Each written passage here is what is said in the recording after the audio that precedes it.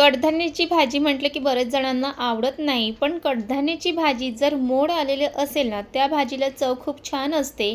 आणि आज इथे प्रोटीनने भरलेलं म्हणजे मुगाची भाजी करणार आहे. ते सुद्धा मोड आलेल्या मुगाची भाजी खूपच पौष्टिक असते आणि त्यामध्ये घालणारे शेवग्याच्या शेंगा आणि बटाटा घालून जर तुम्ही ही भाजी बनवलीत ना, तर नेहमी तुम्ही मग मुगाचीच भाजी बनवतील इतकी चविष्ट अशी बनून तयार होते.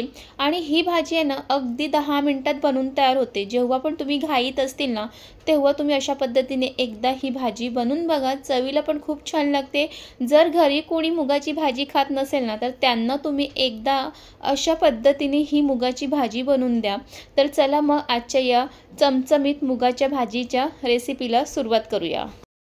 मोड आलेल्या मुगाची भाजी खूप छान लागते आणि आज मी मोड आलेल्या मुगाच्या भाजीमध्ये शेवग्याच्या शेंगा, बटाटा हे घालणार आहे. आणि त्यासोबत इथे वाटण घेतलं आहे, लसूण इथे ठेचून घेतलं आहे, कढीपत्ता, टोमॅटो, कांदा आणि कोथिंबीर घेतलेला आहे. इतक्या साहित्यामध्ये खूप छान अशी चमचमीत अशी मुगाची भाजी बनवून तयार होते. तर चला रेसिपीला सुरुवात करूया. आणि ही मुगाची भाजी आहे ती कुकरमध्ये करणार आहे. तर मी इथे तेल घालून घेते. तेल गरम झाले त्यामध्ये घालते जिरं. जिरं तडतडलं की त्यामध्ये घालणार आहे कढीपत्ता. जिरं आणि कढीपत्ता आहे ते थोडंसं परतून घेते आणि त्यानंतर त्यामध्ये घालणार आहे बारीक चिरून घेतलेला कांदा.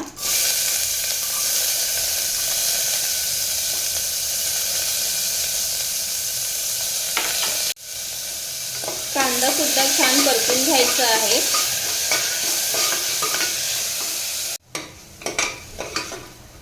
कांदा थोडासा परतून झाला की त्यामध्ये घालणार आहे लसूण ठेचून घेतले ते घालणार आहे.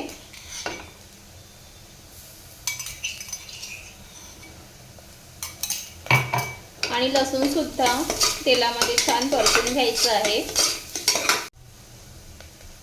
त्यानंतर घालायचे टोमॅटो आणि टोमॅटो पण छान परतून घेणार आहे. टोमॅटो परतून झाला की त्यानंतर घालणार आहे चवीप्रमाणे मीठ, काश्मीरी मसाला, हळद आणि घरचा मसाला. आणि त्यामध्ये घालणार आहे गरम मसाला.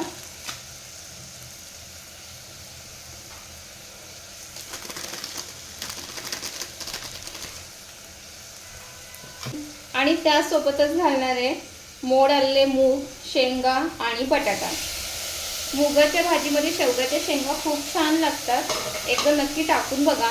त्यानंतर हे सगळे मसाल्यामध्ये व्यवस्थित असं मिक्स करून घ्यायचं आहे.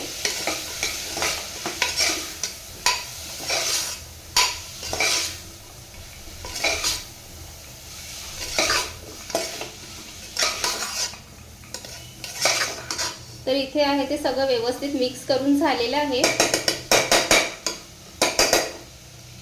थोडंसं अगदी पाणी टाकून घेणार आहे आणि परत एकदा ते मिक्स करून घ्यायचं आहे. आणि आता झाकण झाकून 2-3 मिनिटाची एक वाफ काढून घ्यायची आहे. तर इथे 2 मिनिटं झालेली आहे. झाकण काढून घेते. भाजीला खूप छान अशी उकळ आलेली आहे. परत एकदा ते मिक्स करून घेते आणि त्यामध्ये घालणार आहे गरम पाणी. झाकणावरतीच मी गरम पाणी करायला ठेवलं होतं तेच घालून घेते. आणि जितका आता रस्सा पाहिजे त्याप्रमाणे पाणी घालून घ्या. तर इथे मला इतका रस्सा बस आहे. आणि आता कुकरच्या ज्या शिट्ट्या आहे ना, फक्त एकच शिट्टी काढून घेणार आहे आणि एक शिट्टीमध्ये मुगाची भाजी खूप छान बनवून तयार होते. तर इथे कुकरचं झाकण लावून घेते. एक शिट्टी काढून घेणार आहे.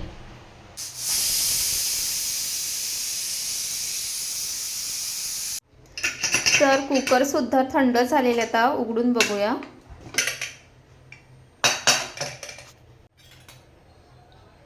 तर इथे पाहू शकतात की इथे मस्त अशी मुगाची भाजी ही बनवून तयार झालेली आहे.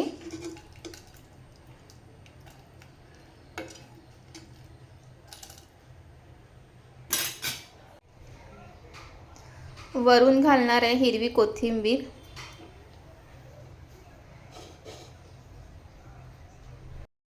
कोथिंबीर घातल्यानंतर ती सुद्धा भाजीमध्ये छान मिक्स करून घ्यायची आहे. आणि ही भाजी तुम्ही एकदा अशा पद्धतीने बनवली ना, चवीला खूप छान लागते आणि त्यामध्ये शेवग्याच्या शेंगा खायला तर अजून छान लागते. आणि मूगसुद्धा हेल्दी आहे आणि शेवग्याच्या शेंगासुद्धा आपल्या आरोग्यासाठी खूप फायदेशीर आहे. तर ही भाजी आपल्या शरीरासाठी खूपच फायदेशीर आहे. तर तुम्हीसुद्धा एकदा नक्की अशा पद्धतीने बनवा. 10 मिनिटात होते. कुकरमध्ये बनवलात ना, तर 10 मिनिटात ही भाजी बनून तयार होते. चवीला पण खूप छान लागते आणि एका शिटीमध्ये जर तुम्हाला जास्त मूग शिजवलेले पाहिजे, तर तुम्ही 2 शिट्या काढून घ्या किंवा इतपत जर मूग आवडत असतील, तर 1 शिटीमध्ये खूप छान होते. जर तुम्हाला ही सुक्की भाजी बनवायची असेल, तर ह्यामध्ये रस्सा कमी ठेवा, तर सुक्की भाजी बनून जाईल. रेसिपी आवडली असेल तर लाईक करा, कमेंट करा, शेअर करा आणि तुम्ही अजूनपर्यंत आपल्या चॅनलला सबस्क्राईब केलं नसेल, तर पटकन सबस्क्राईब करून घ्या. कारण नवनवीन रेसिपी ब्लॉग येत राहील. पुन्हा भेटूया नवीन रेसिपीपर्यंत. तिथपर्यंत मस्त खा, मस्त राहा आणि पावसाळ्यात विशेष करून आपल्या आरोग्याची काळजी घ्या. तर चला, बाय.